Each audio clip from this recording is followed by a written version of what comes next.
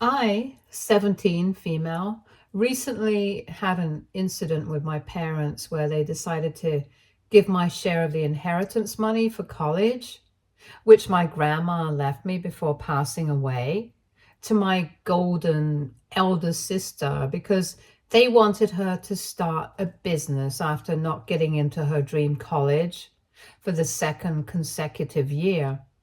I was only close to my grandmother in my family, and my parents trying to steal what she had given me due to their favoritism didn't sit right with me.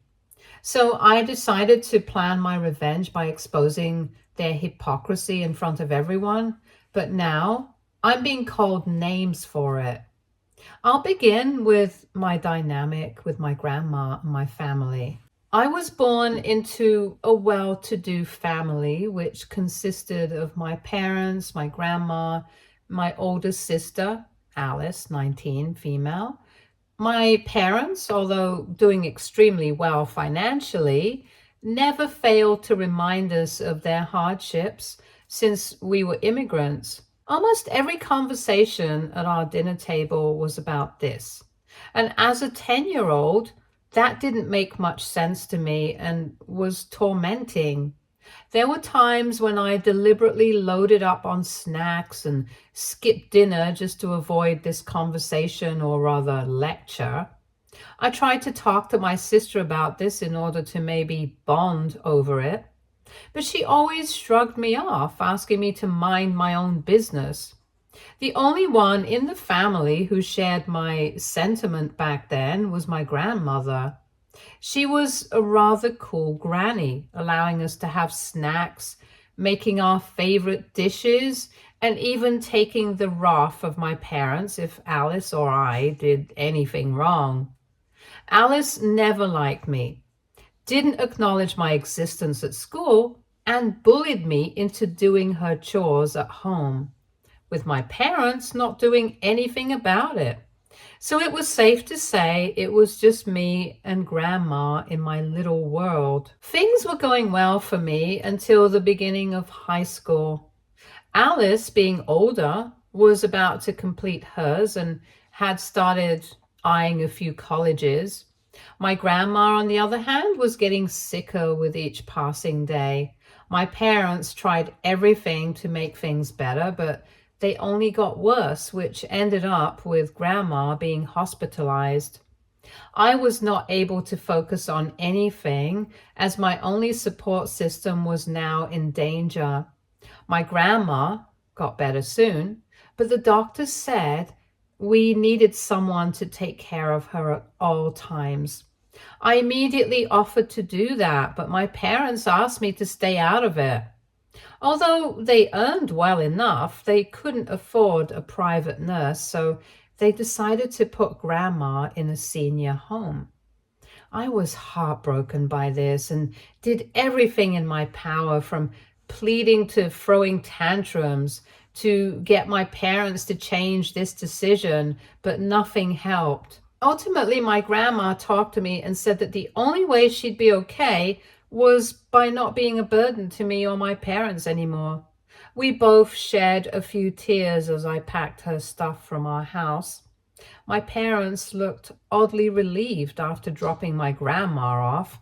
I was absolutely done with them and decided not to engage with anyone at home anymore. I visited grandma every day and stayed out most of the time, hanging out either at my friends' houses or studying at the library, finishing my dinner and going to bed before my parents came back from work. It was made clear to me on various occasions that Alice was the golden child, and I should be looking up to her chatter, which I obviously ignored. The next year was particularly hard for all of us. My grandma was getting sicker at the senior home. My mom was fired from her job, and Alice, well, she fell into bad company of her peers and totally derailed from academics or even co-curriculars, making it hard for her to get into even a half-decent college. I, on the other hand, was thriving. My frequent visits to the library and a good peer support group paid off, and I ended up doing pretty well academically. I had selected my dream college and was sure that I was going to get in the next year. My mom, trying to be productive at home, made Alice her new project and started taking care of her academics and basically her whole life. Alice was not liking this controlling behavior, so loud screaming noises from our house were now common. Since one source of income was reduced, my parents decided it was best to bring Grandma back home as they couldn't afford the senior home anymore. No one could have been happier than me hearing this. We brought Grandma home the next day, but the ambiance of our house didn't sit well with her. She got extremely sick one night, and I decided to take care of her. And that night, I saw a different side to her. She wasn't just my granny, but also her own person, and she had achieved a lot more than what I expected. She fell asleep telling me her tales from her time and gave me her gold necklace for being such a wonderful human. The next day, my father told us that she had passed away in her sleep. A wake was organized for her a few days after her death. I was in absolute shambles, and her passing did take a toll on me as I fell ill during that time too. My mother took care of me for a while, and then I was left on my own. I gathered whatever energy I had in me to attend her wake and made sure to wear the necklace she gave me. I was standing next to Alice at the church, who fake cried at every opportunity she got, portraying herself as a holier than thou. I quietly attended to everyone, but was done standing once Alice whispered to me that she was glad Grandma was gone. As I was about to excuse myself, I was suddenly pulled back by Alice.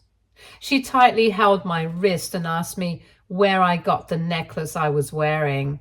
I did not want to tell her, so I asked her to mind her own business and leave me alone. She ignored what I said and pulled the necklace in an attempt to take it, and my dad saw this and asked us both to step out. He asked why we were creating a scene, and Alice immediately said that I had a necklace on which she didn't get. My dad took one look at it and realized it was his mother's, but instead of defending me, he started inquiring if I had stolen that necklace from my grandmother. I was already unwell, and this shocked me even more.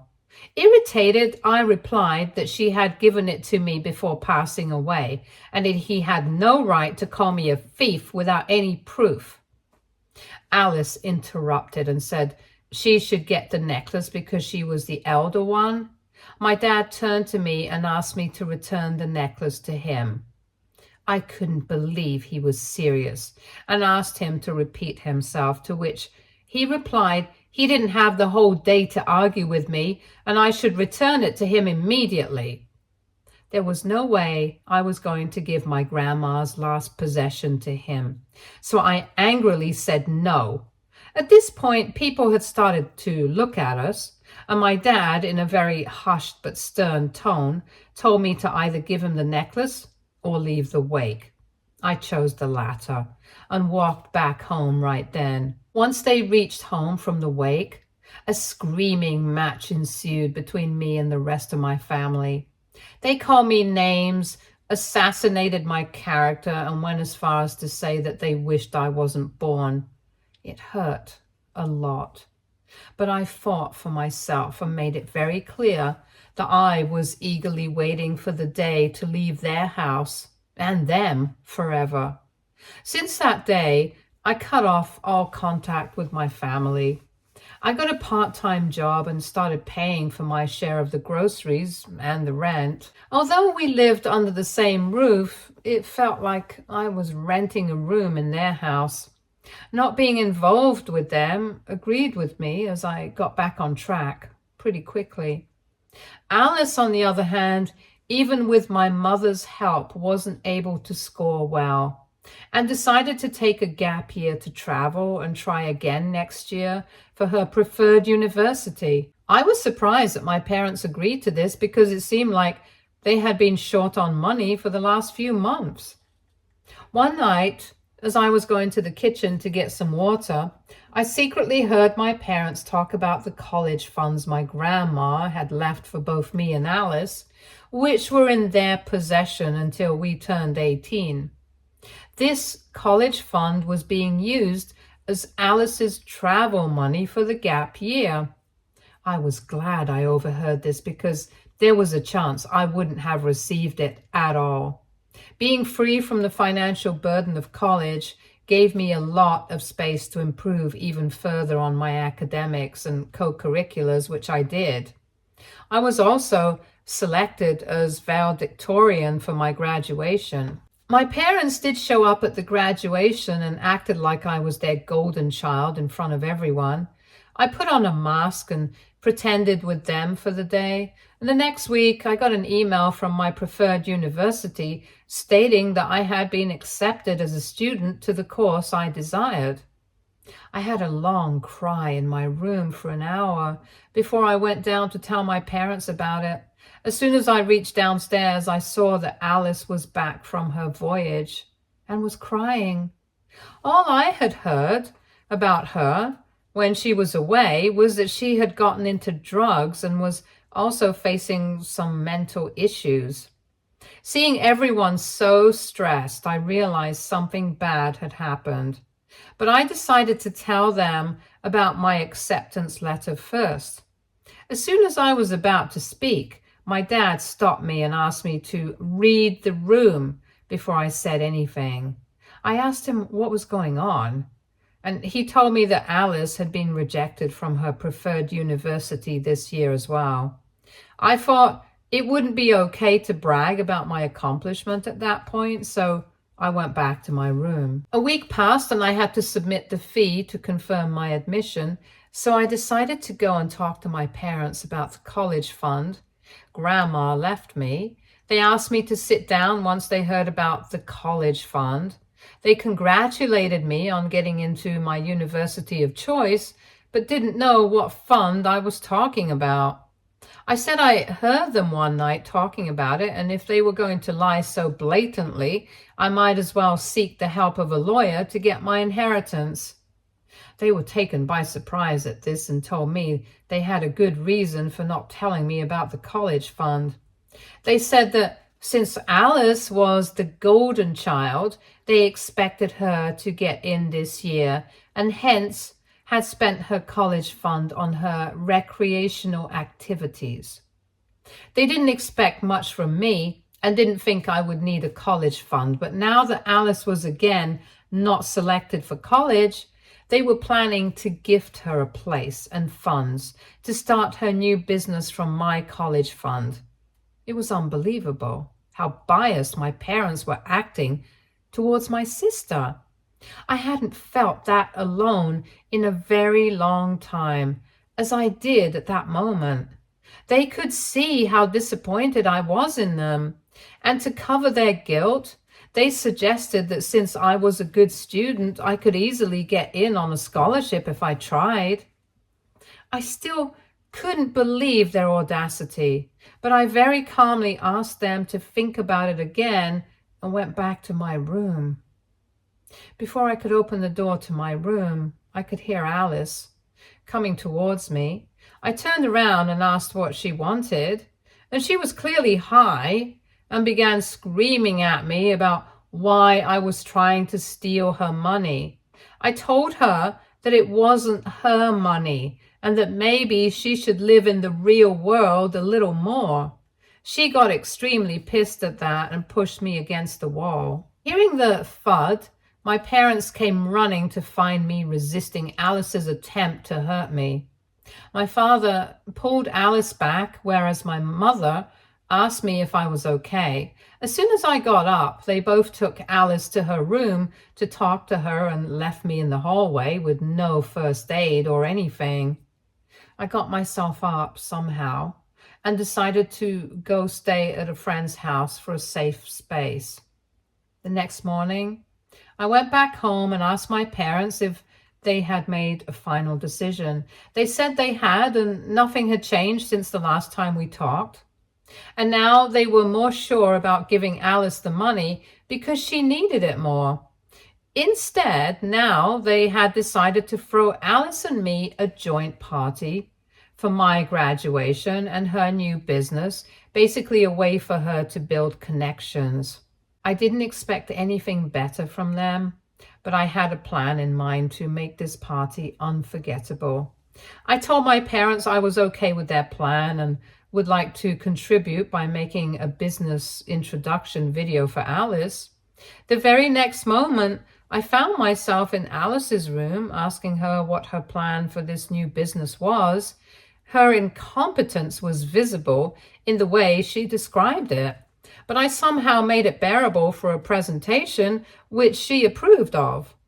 There was no thank you from her, obviously, just congratulations for making myself of some use. A week later, it was time for the big video at the party, and my dad had gotten big screens and everything. A few people congratulated me on my admission, but my dad interrupted and asked everyone to pay attention to the big screen, gesturing at me to play the video. The video began with a nice message about Alice and then played the video of her talking about her new business, which made it very clear how sure she was of the whole plan.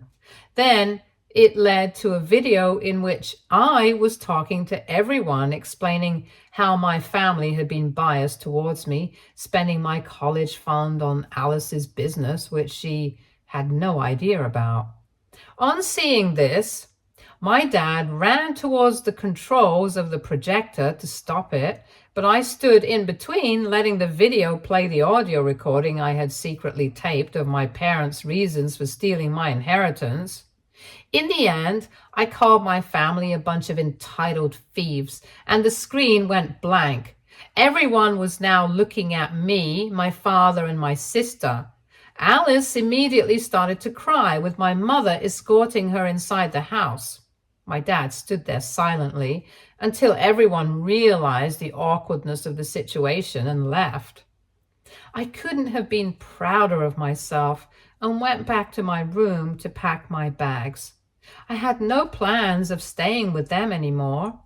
And before I could leave, I got a call from my cousin telling me how my father had made a Facebook post on my wall, manipulating the whole situation and calling me the reason for my mother's death. My phone was bombarded with constant messages from all my old relatives calling me an unchecked, rebellious child.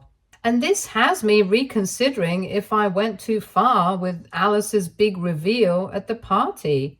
So, AITA for revealing the truth about my family, of how they stole my college funds from my entitled sister. Update 1.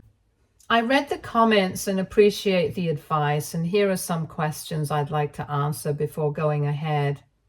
I am currently 17 years old and will be turning 18 in 2 months when I can have direct access to the inheritance my grandma left me. A lot of you mentioned how I could contact CPS for the neglect I face from my parents. The thing is, I don't wish to, because the only way they've been absent is emotionally. For the most part, other than this college fund, it was my parents who provided for me until I was ready to earn on my own, which was also not forced upon me. They might not have been very good parents to me, but I still believe that they're not evil. And regarding them being blind to Alice's behavior, Alice has always pretended to be the perfect child. It was only Grandma and I who knew her true side. But in front of everyone else, she has been an absolute angel until now. Whereas I have been the one who speaks for herself, so it makes sense why they would prefer her word over mine, which I am not justifying at all, but I wish things were different. A lot of you asked about what exactly was in the Facebook post that triggered so many of my relatives, so here we go. The Facebook post began with my father apologizing for whatever happened at the party. He continued by describing his struggle to raise me and the payback he had gotten. He said that I was always an ungrateful child, literally citing incidents from when I was 4 years old, and couldn't even let go of humiliating him at his mother's wake. He said that I manipulated my grandma with my charm, leading to her being reckless in her health habits with me, which eventually became the cause of her death. He said he had no ill intentions of stealing the inheritance from me, but thought he could help his daughter, who was in actual need of the money at that moment, and that I would have easily gotten a scholarship. He said he trusted me to understand the situation, but instead I decided to put on a show, making him the villain. I know the post sounds like a very well-crafted sob story, which it was, and it was able to convince a lot of my relatives to try and bring me to the right path by calling me names and giving lectures. It's funny how he omitted everything about his mother being thrown into a senior home and his frequent baseless accusations against me. But I decided to not respond to him in his way. After getting my head in the right space, I left my house with my father hurling abuses at me for ruining the family name, and my sister screaming at the top of her lungs like a toddler on seeing me. I have considered the suggestion of consulting a lawyer with my maternal aunt, who is the only one supporting me through this rift with my family. Update 2. I'm writing this update 2 weeks after the last one. I called the University Admissions Board, explaining to them my situation and asked them if I could apply for a scholarship until this was settled. Due to my excellent record so far, they've approved my scholarship, and I will be moving to another city to attend college by the end of this month. 2 days after I left home, I saw a missed call from Alice. I called back thinking it must be some emergency because she never calls me. She picked up the second time and asked if we both could talk in private somewhere away from home. I said I'd think about it and text her. I thought, what could be the harm in meeting her? So we decided to meet at a cafe behind our school at 5. I reached and saw her sitting with a few friends. I waved my hand at her and she asked me to join their table. I was a bit surprised, thinking it was supposed to be private, but I asked her why she wanted to see me. She asked if I could give her my inheritance willingly in exchange for something. I asked her to be clear, and she slid the papers to our house, signed by our parents. As soon as I realized what they were, I gave them back to her and inquired about how she got them signed. She said the day I left, both my parents got drunk to handle the pressure, and that's when she got them signed. I quickly took a picture and asked her to think of the consequences for all of us, since this wasn't just wrong, but illegal. She called me a bad word for coward, which was followed by her friends calling me names as well. I got up and left. I went back to my aunt's house and told her everything, and she suggested we take action quickly for this to not get out of hand.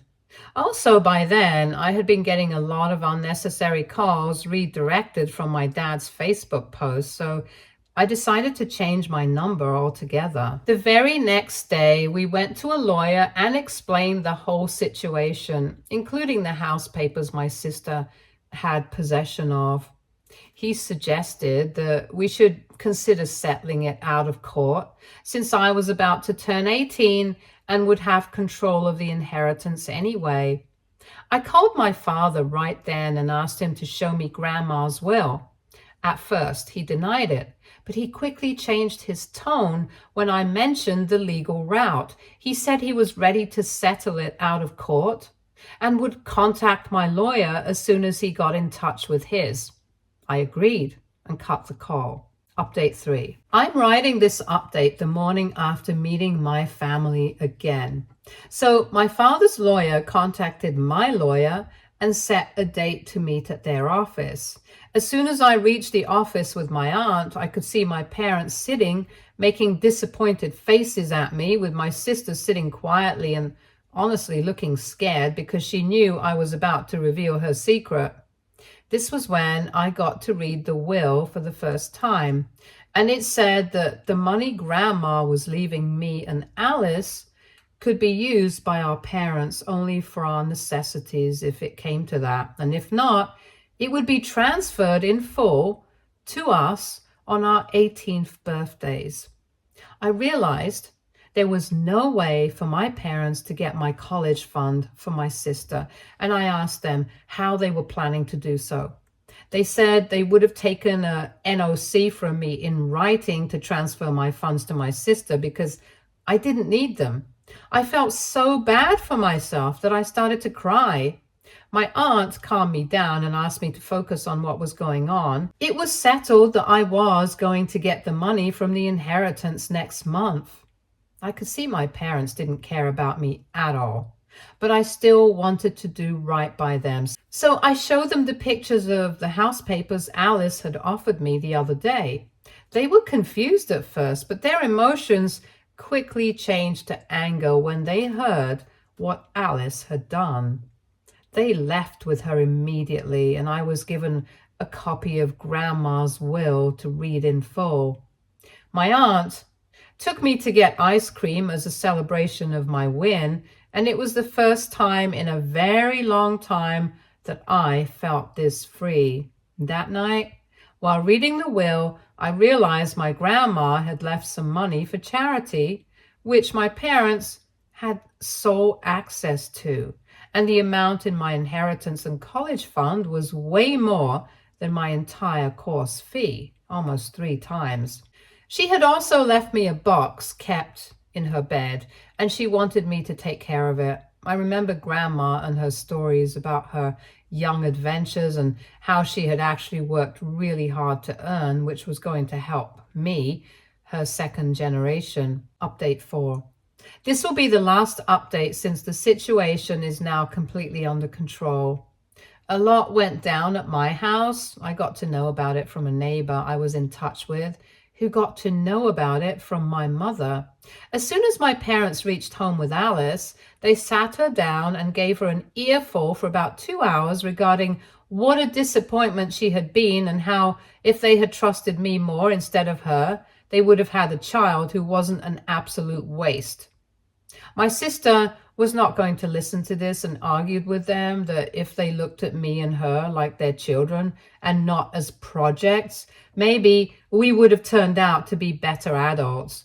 My father asked her to not drag my name through the mud with hers and asked her to give him the papers for the house immediately. She got quiet and didn't utter a word, even after repeated questioning. They finally decided to call the cops on Alice, and she didn't say anything at the police station either until she was made aware of the charges she'd face for scamming her parents. She immediately told them that she had sold them to some guy she knew for alcohol. They took her to the guy's place, which was a grocery store, and he had kept the papers safe with him since he thought it was bizarre that someone would give their property papers for a $40 bottle of alcohol and felt something was fishy. As soon as my father got the papers back, he decided to not press charges against Alice and took her back home. The next day, I got a call from my father asking me to come home since they wished to talk to me.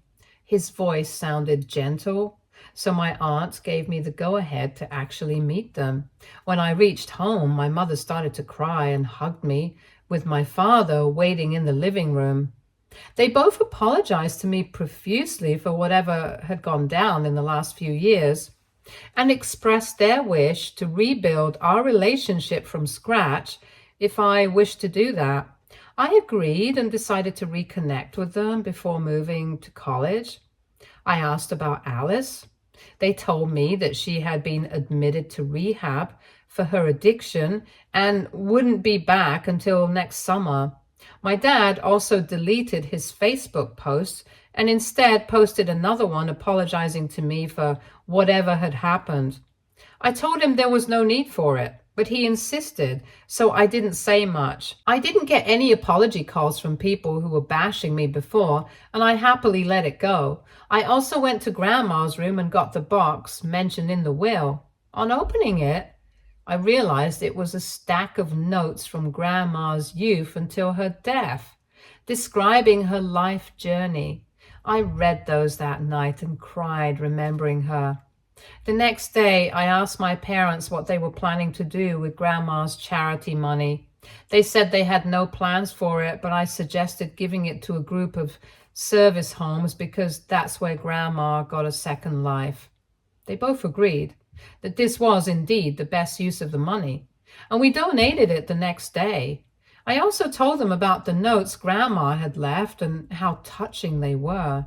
I suggested that since Alice had nothing much going on for her, that she could take those notes and publish them into an autobiography of sorts with the help of my parents. They were overjoyed at this and assured me that they'd talk to her about it once she came back. I made the decision that once I got the inheritance from Grandma, I would give some portion of it to my aunt, who was my rock during all this chaos, and some of it to my parents in the spirit of building a new relationship and for them to use it for Alice's future. I also got to see Alice on my way to college, and I could see the change in her as she was looking healthier and happier and was surprisingly more welcoming to me. We talked a lot about our childhood and she apologized, but I told her it was all water under the bridge and that the main concern right now was for her to get better. Before leaving, I told her about publishing Grandma's autobiography, and she said she was looking forward to it. She then bid me farewell, and I finally left for college, looking ahead in life and keeping my grandma with me in the gold necklace she gave me on her last night. Stay tuned for more stories from our girl relationships.